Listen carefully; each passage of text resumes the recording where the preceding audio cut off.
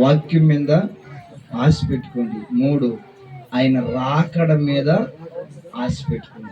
వచ్చిన దేవుడు నిన్ను తీసుకెళ్ళాలి. నేను ఒక చిన్న మాట చెప్తా చూడండి.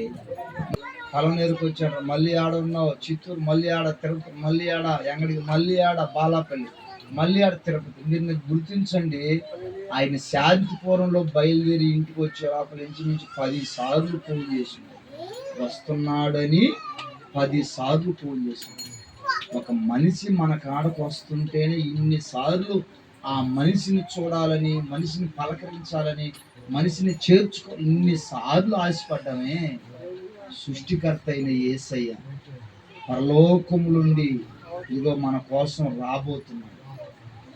పరలోకము నుండి మన కోసం రాబోతున్నాడు. ఎట్టొస్తాడైనా? దేవదూతలతో. ఈ లోక కళ్యాణం అది చెప్తుంటేనే నాకు రామాల దగ్గర అవుతుంది. ఆయన వస్తుంటే మామూలుగా ఉండదు. దేవదూతలతో, అగ్ని రథాలతో, లోక కళ్యాణంతో యేసు ప్రభు వస్తా ఉంటే మామూలుగా ఉండదు.